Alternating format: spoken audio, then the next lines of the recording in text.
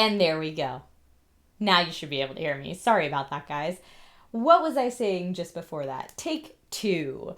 Welcome. That's what I was saying. I was saying welcome and sorry that I've been gone for so long. And I was saying that I have been on vacation for the last week. It was like a week-long vacation, but we traveled from one weekend to another weekend. So if you see peely shoulders or tan lines on me, then that would be why that's the case. Okay, there we go. I see everyone in chat is like, hey, awesome, heyo. We're good. Everybody's here. And thank you to everyone who tuned into the live event before today to get your questions in case you couldn't be here live for the event. So I've marked those down and those will be a part of today's episode. I appreciate you. So today's topic came from Instagram. I thought in case anyone who follows me on Instagram doesn't know about this series or might be interested in it, and also just to kind of harvest some new topics. And so I put a call out and said, what kind of topics would you like to see? And I got a ton of answers. So thank you so much to everybody who submitted a topic. And the one that I picked for today was from Tony L. Metal, who said, long-term relationships and handling it. I love your content, been following you since SourceFed. Thank you so much. Yay, huzzah. SourceFed Nerd says, how was your trip? My vacation was lovely. Thank you. A lot of people asked about taking vacation and relaxing as a topic, and we'll get to that at some point too. But today we are talking about long-term relationships. Now, I've done long-distance relationships in A Naked Truth before, but I don't know that I've specifically done one on long-term. And now that I am married, which I guess is in a very idealistic sense, in a perfect world, the ultimate long-term relationship, then, maybe I have some more wisdom I can share on this topic. But I have always been what I call a serial monogamist. I have always been someone that gravitated towards long-term relationships. I'm a very goal-oriented person, and somehow in my mind, like, the end goal of dating is to have a long-term relationship. So my very first real relationship, and I say real relationship meaning emotions were involved on both parts. It wasn't just like a dating, let's see how this works thing. My first real relationship was in high school and lasted 5 years, lasted through to college. So just to tell you how much of a long-term relationship person I am. So yeah, welcome everyone in chat. I see everybody filtering in. I'm glad to be back too, and I'm glad you guys can hear me now as well. So thank you again to Tony L. Metal on Instagram who submitted this topic. You are awesome. So in my opinion, there are both pros and cons to long-term relationships, and I have also had friends and met people and even unfortunately dated some people. And I only say unfortunately because they're a bad match for me. But people who don't actually like long-term relationships. They prefer the excitement of relationships in the beginning. And so they'll either date a bunch of people or really only casually date. And that's what makes them happiest in their love life. And I think that's always a challenge when one of those people meets up with a person like me who's a long-term relationship person and that's not communicated. So I always suggest that you communicate with someone. But long-term relationships, like any relationships, have their positives and their negatives. And I would say the pros of a long-term relationship are that you get super comfy. You don't have to worry about having a date to an event because you have your person. There's lots of Netflix and chill time. If you're the person who, like me, comes home from work and puts on pajama pants, you have a person to put on pajama pants with. And I like that comfortable feeling. Now, the downside to a long-term relationship is that there's a tendency to get too comfortable and then you can kind of lose the magic, or it starts to feel boring because you've been in it for too long. Another downside to a long-term relationship is that one or both parties can start to take it for granted because it's so easy and you feel like, oh, I don't have to work for this, and then therefore you don't value it, which could make you start to value things or people that you do have to work for outside of your relationship. Also, I would say it's way harder to get out of a long-term relationship because not only might you own physical things together, you might have accounts set up together, like cell phone accounts, or God forbid, if you combine finances, bank accounts. You might own property or a car or whatever together, but you're also probably involved with their family and their friends, and that might be a big part of your life, that getting away from that long-term relationship would mean that you have a lot more to lose at that point as far as peripheral things, and it just logistically is harder to get out of it. So those are just a few of the things, like I'm barely touching on, I feel like, what the pros and cons of long-term relationships are. But like I said, I think it's personal preference, and I personally gravitate towards long-term relationships. And now that I've been married almost 4 years, which is crazy, because I know a lot of you have been following me since before I was even dating my now husband. Yeah, almost 4 years. Crazy pants. I am definitely in a comfortable long-term relationship. Like, I am solidly in that. Oh no, Nat H says, glad you're streaming today. I broke my ankle and I'm in the hospital currently, and it's a great distraction of boredom. I'm so sorry. I hope your ankle feels better soon. That stinks.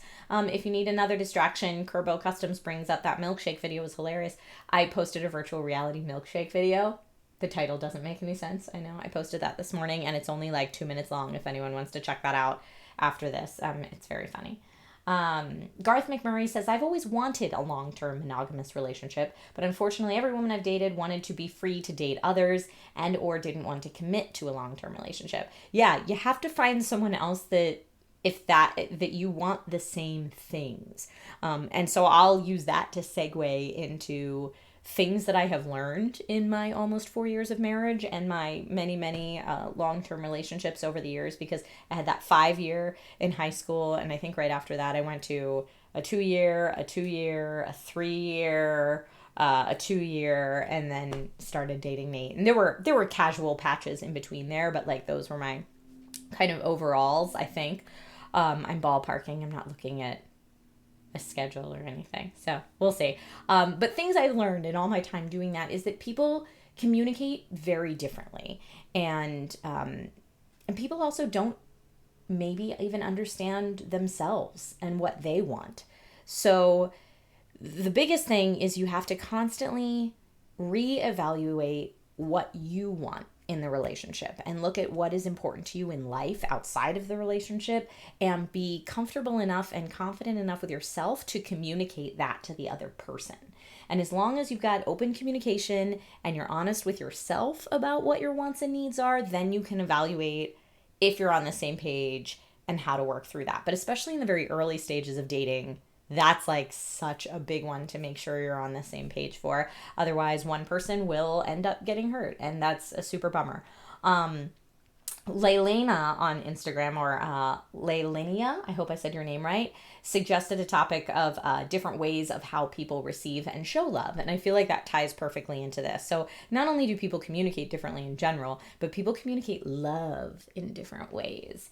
And when you're comfortable in a relationship, meaning like the first 6 months to a year or year and a half or 2 years or however long that kind of honeymoon phase lasts, I feel like everyone's doing whatever they can for their partner and everything's so wonderful, and you have rose-colored glasses, and even if you see things that could potentially be red flags or not be right for you, you're willing to overlook them because love conquers everything.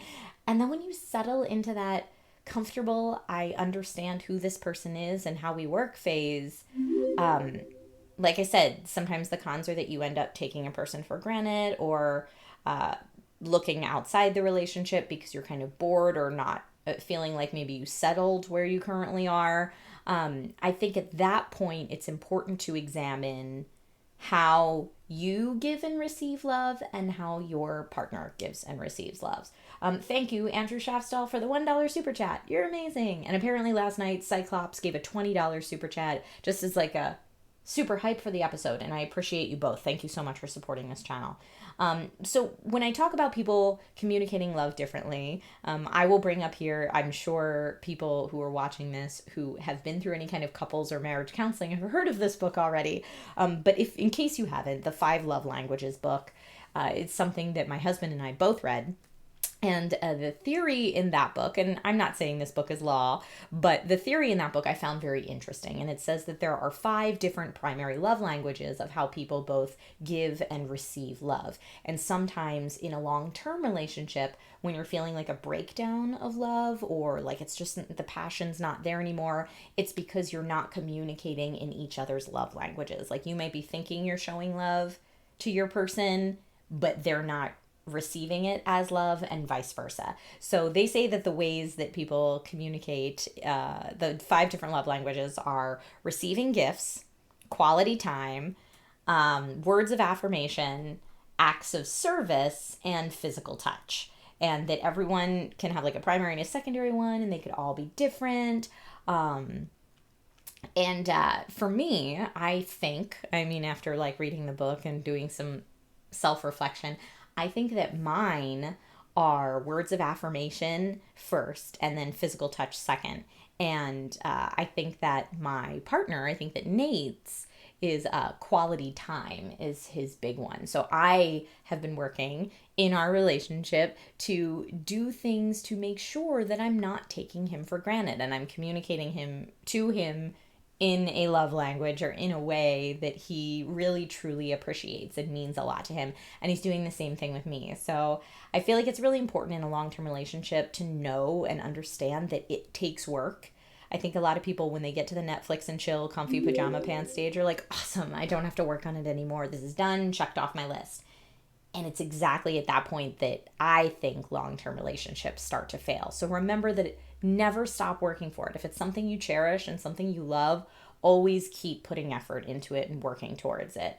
Kind of like I was saying earlier, make sure that you continue to evaluate what you need, because sometimes your needs might change. And if you don't tell your partner that your needs have changed, how can they? I mean, they're not a mind reader. So communicating is super key. Backsorn, thank you Backsorn VR for the $2 super chat. You're amazing. Says, how much heavier did the shake make the quest? I got a regular size shake, not a large, so it wasn't too bad. And that's in reference to my VR milkshake video that I posted this morning. Thank you for checking that out. I see AE4XO says, oh, the 5 love languages. Yeah, it's a fascinating read. Like I said, I don't necessarily agree with everything in the book, but it is a very interesting way to look at relationships and the interplay between people and how they express desire and love in a relationship. It's fascinating. Okay, so let me get to some of the questions that people asked before, because I think this is a great place to put them. Jessica on YouTube said, I won't be able to make it for the live stream, but I'll leave my question here. How important is it to have your close family and friends get along or like your partner? Oof, that's a tough one, and I've been on both sides of that coin. And what I found for me is that generally my family and friends, and I mean my real family and friends, not my kind of more toxic people in my life that are like outlying family and friends, but the people who are really close to me that I truly trust their opinion and believe them, and they love me as I love them, like the really tight, wonderful people, I feel like they usually have a better objective eye on the whole thing. So I would take what they say and take it seriously. Now, that being said, if you have people in your life that are maybe a little bit more self-serving and you're questioning what their motivation is in having this opinion on your person, take that with a grain of salt. Because I had like one friend in my life who's no longer in my life. I know people request a cutting toxic people out of your life naked truth, and I kind of covered it in the friend breakup one, but one person in my life who was a friend, not a great one, would criticize every single person I dated. And, you know, it really made me, it really hurt me in those relationships, because I had those opinions that were not very nice things about whoever I was seeing at the time, thanks to that bird in my ear. And eventually I realized, you know, this person is completely self-serving and is not really looking out for me or caring for me. And that helped me shape my view. But like, as another one, if my parents or my sister or some of my really, really close tight friends were like, hey, what do you see in this person? Because they would say it very delicately. I would take that seriously. Cyclops, thank you for the $10 super chat. You're amazing. And says, do you think long-term relationships can backfire? I mean, I definitely do. we see long-term relationships fall apart all the time. And I'm not sure if that's what you mean by backfire, but to me, a long-term relationship is so much more heartbreaking to get out of, like I mentioned earlier, because you've now potentially fallen in love with their friends, their family. You might own things together, so it might be even like a legal battle to separate yourselves, and that is really heart-wrenching and heartbreaking and horrible. So that's how I would think of a long-term relationship backfiring. So you know, the greater the risk, the greater the reward, kind of thing, in my opinion. Nat H, who is not here currently but was here before, said, how do I deal with Nat H, you are still here because you're in the hospital. I'm so sorry. But I saw this question earlier. It says, how do I deal with not liking my sister's boyfriend? The worst part. Her best friend hates him too, and we bonded over that. So this goes along with exactly what I was saying before. If you are really like your sister's people, you might have a different perspective on it than your sister does. And how do you deal with it? I don't know. It's really hard to tell somebody who's still in that honeymoon phase, blinders on, rose-colored glasses. It's really hard to tell someone in that phase, like, hey, maybe you're missing these red flags. And you can lead a horse to water, but you can't force it to drink. So you can say your piece as nicely as you can, or say, you know, you might just want to be aware of these things that I'm noticing that make me a little worried because I love you, and then let it be, because they're going to have to realize that on their own. Dipan Kumar on YouTube says, do you personally prefer beauty over character or the vice versa? Oh man. Well, that goes right back to evaluating your wants and your needs in a relationship and making sure that you're very honest with that to yourself and your partner. For me, I say, why not both? Obviously, sexual attraction is a big part of a relationship if it's going to be a physical relationship. But I think that long term, what makes it stick is your friendship and the humor that you share and personality. So I think you need both. Okay, so questions, or no, before I get into questions for you guys, I do, because I know I put in the thumbnail, let's get personal on this. So things that I am doing currently to work on my long-term relationship, and I'll see if any of this helps you guys out there, but things that I'm doing currently, because Nate values quality time, I am working very hard to schedule in date nights, and even just when he gets home from work and I get home from work, putting my phone and any electronics that link me to the internet or social media out of my sight for 20 to 30 minutes and just being there and being present. And that's really hard for me. That might seem like a silly thing, but because so much of my world and my job and my life is online and connected to the internet, that's really tough for me. And so a lot of times I can tend to be that person that, you know, if I'm in the middle of doing something on my phone and my partner comes home from work, I can be like, yeah, I'll get to you in just a second. Give me 1 sec. Let me finish this. And instead now I'm like, you know what I'm doing is not as important as focusing on my relationship. So let me do that. I'm also on a daily basis reminding myself how very lucky I am to have such an amazing partner, because Nate really is a wonderful partner, both as a co-parenting with me, and also I always joke around that he's like the best roommate, because we do like roommate things well, we divide chores well, we live in the house together well, and he's a really great fit for me. So reminding myself how valuable that is so that I don't take it for granted and that I can earn that all the time. So those are the things personally, a little sneak peek into my private life. That's what I'm working on right now. Catnip Ninja, thank you so much for the super chat. You're amazing. And so, yeah, so questions for you guys, and I'll take some of your questions from chat. My first one for you is, what's the longest relationship you've ever been in, and how did it go? And while you're thinking of an answer to that, I'm going to say thank you, Thomas, for the super chat. It says, do you have any advice for someone who's never been in a relationship despite multiple failed attempts?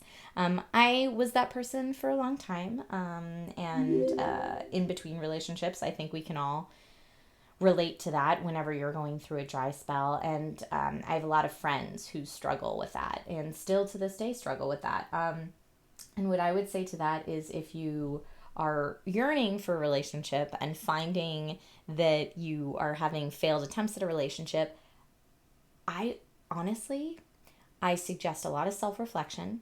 And if you have the ability to do that through a counselor, then do that. That's what I did. I know I kind of covered this in my why I went to therapy naked truth. But for me, I kept picking long-term partners that actually weren't great for me. And I didn't know that. I wasn't aware that there were certain habits of me picking the same person. So I would take a look at your kind of similar characteristics in the people you go after and see why you're going for those characteristics. And maybe you should try going for different characteristics and see if that works any better. Nate's sister used to always say to him about his relationships that didn't work out, every time you go to the grocery store, you go and you buy cornflakes. And you don't want cornflakes. You go to the grocery store again and you buy cornflakes. The next time you go to the grocery store, you buy a box of Cheerios, but when you open it up, it's still cornflakes. She was like, stop buying cornflakes. And I just thought that was so funny because we are creatures of habit. That's what we do. We know what we're comfortable with, and you could go and keep getting cornflakes when really cornflakes are not what you want. So I would re-examine what you want and try different things. All right, so let's see. Chris Martinez, in answer to my question about longest relationship, how'd it go, says 9 years, married, 2 kids, and divorced, but we're co-parenting and it's going great. That's awesome, Chris. So you guys were honest with yourselves about what you wanted and still managed to make it work in a way that works for your kids, which is badass. Grace Aaron says, I've been in my current relationship for just short of 5 years. That's awesome sauce. Remember to love and evaluate what you have. Todd Bergman says, my wife and I are celebrating our 25th anniversary next month. Can you please do an advice vlog for me? 25 anniversary. Wow, that's amazing. Congratulations. Christian Polson says, to me, it was a bad idea to force it like that. My previous girlfriend didn't think I loved her because I didn't text her all the time. Tried doing it, but it ended up being such a chore for me. Yeah, exactly. And so be honest with yourself about what you're capable of giving and what you're looking for in a relationship. And sometimes it's just not a match. And when it's not a match, then it's could make everyone happier to go their own ways and find maybe someone that's better suited. Catnip Ninja says, I think we should discuss the repercussions of a long-term relationship having ended.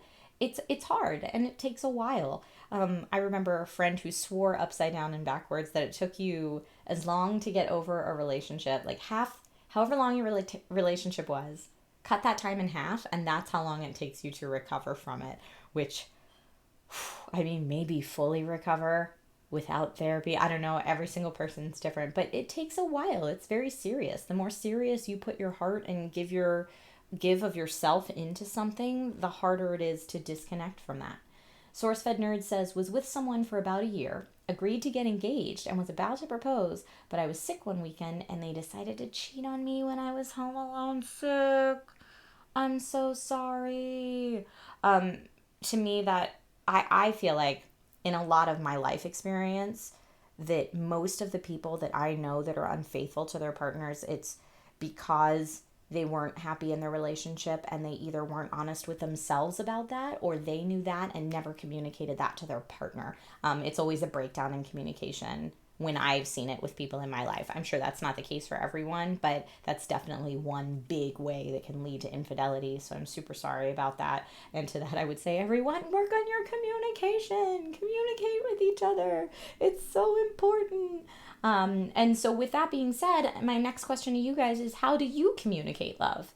If you want to phrase it in terms of the love languages, it's either quality time, words of affirmation, physical touch, which ones am I missing? Gifts or acts of service. Or you can just tell me the things you do to communicate love to someone else or the things you like to have done for you. Give us some ideas, huh? I'd love to do something nice for my husband that I haven't done before, so let me know if you guys have any new ideas.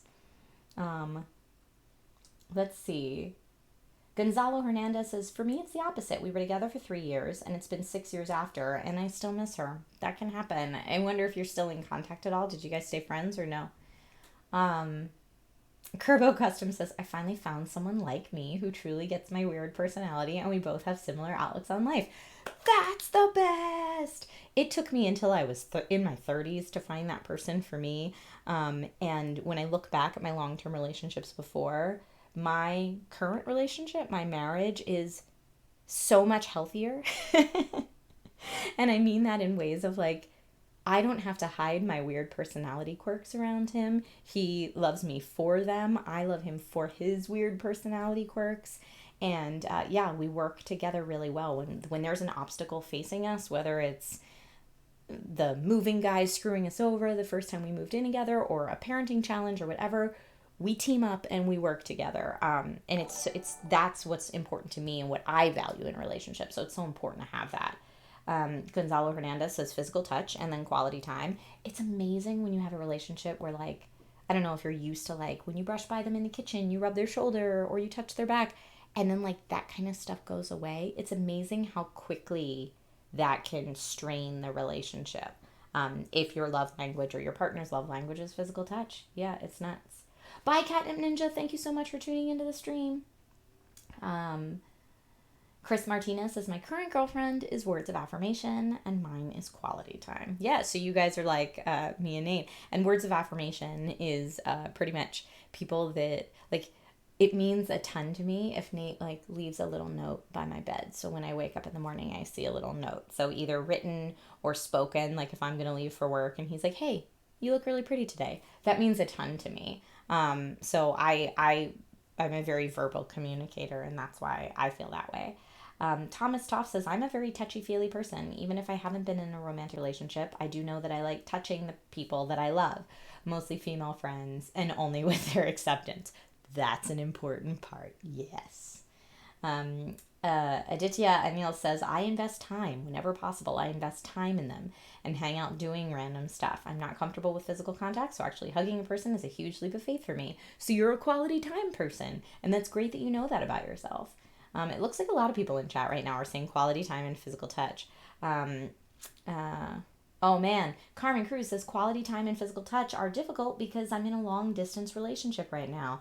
Those are not easy, and kudos to you and your person for trying to make that work. It's so much work, but I think you could still do quality time. I know when I was in a long distance relationship for a while, we would like be on Skype or some kind of video chat while we watched a movie on Netflix together, and it was kind of like sitting together watching a movie, and we could discuss it, and it still was quality time. Or you could schedule a dinner date and like both order in Chinese food and have dinner together.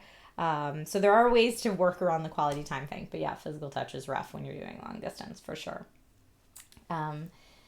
Christian Polson says, the only thing I need in a relationship is for the other person to not make my life significantly more challenging. That is not the only thing you need, but that's a major one for sure. I don't match well with high maintenance. Well, and your version of high maintenance might be completely different than another person's version of high maintenance. And, you know, like what you say, as far as like someone's making your life more challenging, I feel like, and this is, you know, in the beginning stages, so not long-term relationship, but when you're vetting someone to potentially be a long-term partner, if they don't complement your life, and by that I mean make your life easier and happier, that is not a good match. If you are working harder and your life is more miserable because this person's in your life, not a good match. That's a huge red flag. And gosh, you're only going to get more miserable as you're together, I think. Thomas Toft says, I don't like words of affirmation. I prefer actions over words, mostly because I had a mom that said one thing and did another in regards to her affection. And it's great that you know that that's where that comes from. So for you, I would bet acts of service is huge. So if someone did a favor for you without you asking, that would probably go a really long way. And it's important to know if your person's an acts of service person, because that is a different way to do it. Yeah, Chris Martinez says, my girlfriend and I are also in a long distance. The thing we do is FaceTime every night, movies on FaceTime, and we Venmo each other money randomly for lunch or dinners. That's so sweet. So you're doing gifts, you're giving gifts and receiving gifts that way too. That's awesome. Let's see. All right. Next question for you guys is, do you have any long-term relationship advice to share? Something that you found worked for you in a relationship, even if that relationship didn't go the long haul or you're not currently in it, but things that you found worked in a long-term relationship. Give advice to everybody else. Kerbo Custom says, just being able to sit in comfortable silence is amazing. Yeah, that's that quality time thing. I get it. Todd Bergman says, the only thing I've learned about relationship communication is that it has to be intentional because it won't happen by accident.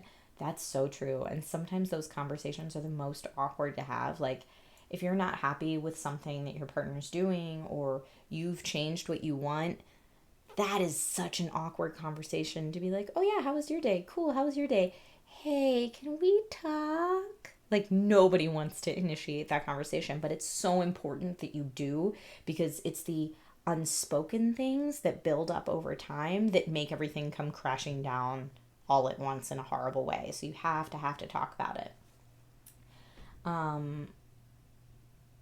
Let's see.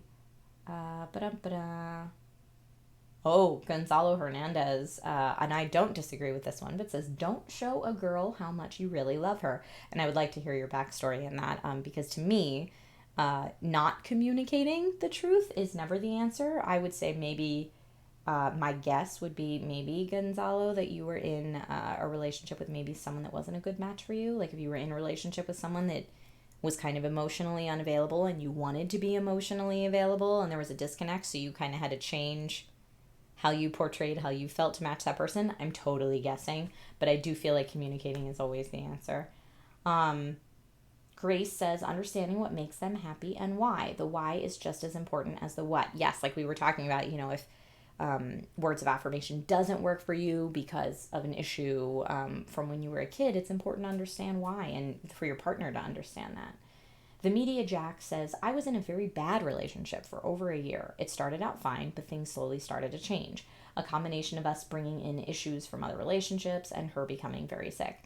And things do change. It's a natural part of life. I mean, when Nate and I first got together, we were very different people than we are now. I mean, being married and having a toddler and getting different jobs, like all of those things can drastically change who you are. And if you're not constantly working together to make sure that you're communicating what your needs and wants are, then it's very easy to see how it could all fall apart.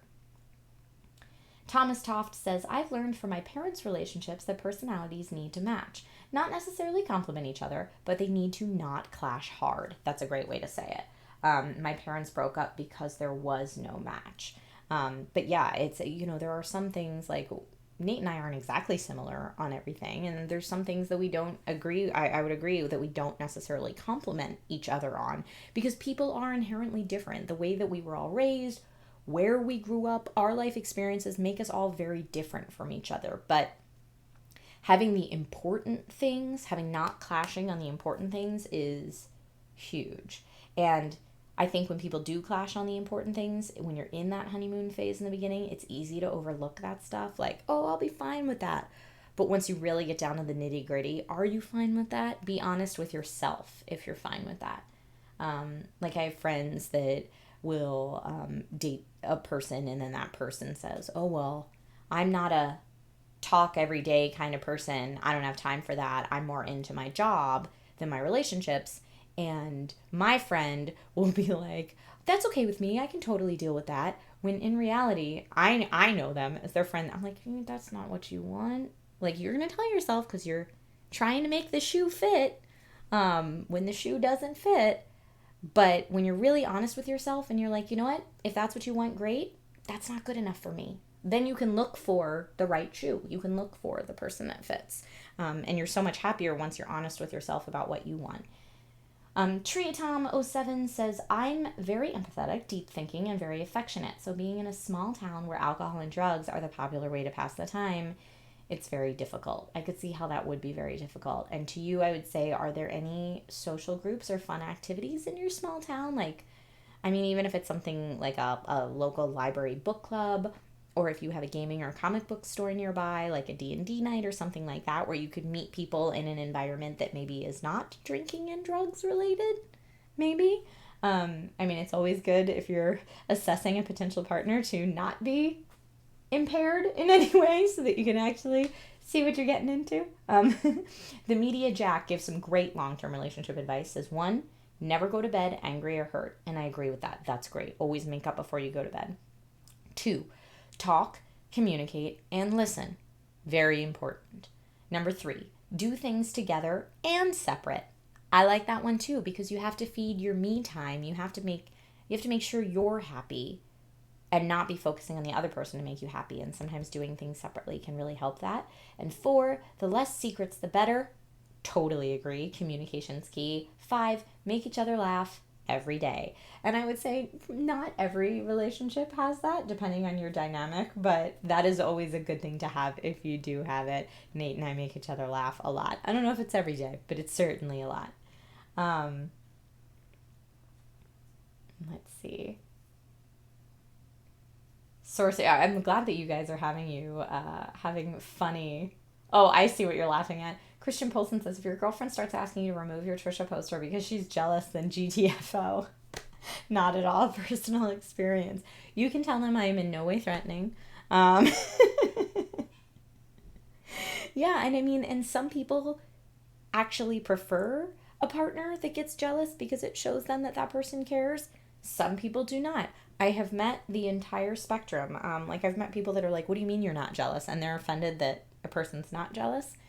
I'm not a person that can stand jealousy at all. Fortunately, both Nate and I in the very beginning were like, look, if you're the type of person that gets jealous, like we're both in the entertainment industry, one of us might play a role where we have to kiss somebody else, and if that's going to be a problem for you, then like this is not going to work.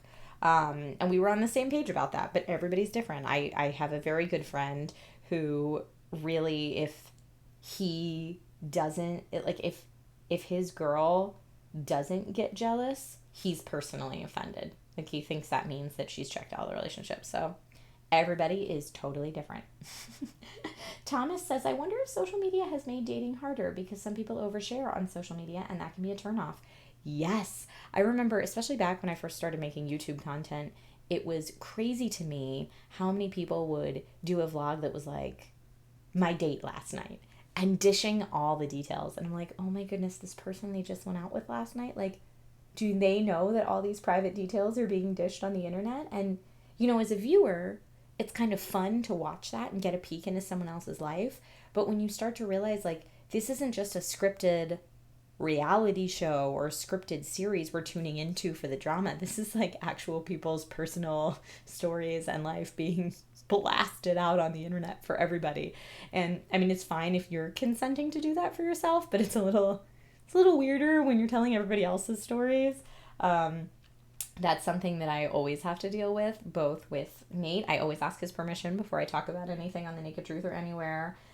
Certainly with Logan, my 2-year-old, and with my parents and my sister as well. SourceFed Nerd says jealousy is so toxic. For some people, you know, the one thing I've learned is that not everyone in this world wants the same thing out of a relationship that I do. That's why I think I had so many failed relationships. You know, understanding that there are all different types of people out there who all want different things, and dating is hard, and you need to find someone that is looking for the same things you are. You need to find someone that is on the same page, at least, that you are, if it's going to work long term. So that's what I will say about that. Thank you again for suggesting this topic. Thank you to everyone who's here today. You guys are awesome sauce. And let's see. Oh, if you didn't see my silly virtual reality milkshake video that I posted earlier today, it's funny. The bloopers at the end are good. And it was just a silly random thing that I did. And I know that posting 2 videos on the same day, not everyone that is subscribed to me is even going to get those notifications for sure. So go give it a watch and share it with your friends if you like it.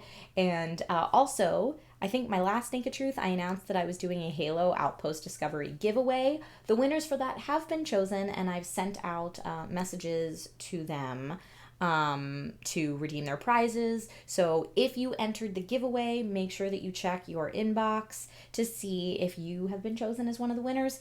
If you don't have anything in your inbox, that's totally fine, because if anyone doesn't get back to me after a certain amount of hours, then I will pick new winners. So stay tuned if you entered that giveaway. As always, there is the Naked Truth Discord channel if you want to chat in between Naked Truths. And if you want to make your own Naked Truth, feel free to post it in the community tab of this channel so that we can all share them with each other if you want to share them. If you don't want to share them, that's fine too. It can be just a thing that you do for you. And please keep suggesting topics so that we can keep the conversation going around things that we all want to talk about, because this is a community show for all of us. It's not just for me, although a lot of times I do feel like it's my video diary.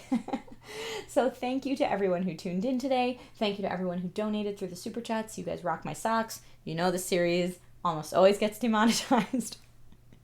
But please know that I appreciate you. And the next time I will be live on the internet is tomorrow morning on my Twitch channel at 10 a.m., twitch.tv/Trisha Hershberger. And I'm going to be playing an HP Lovecraftian game that's brand new called The Sinking City. I'm very excited about it.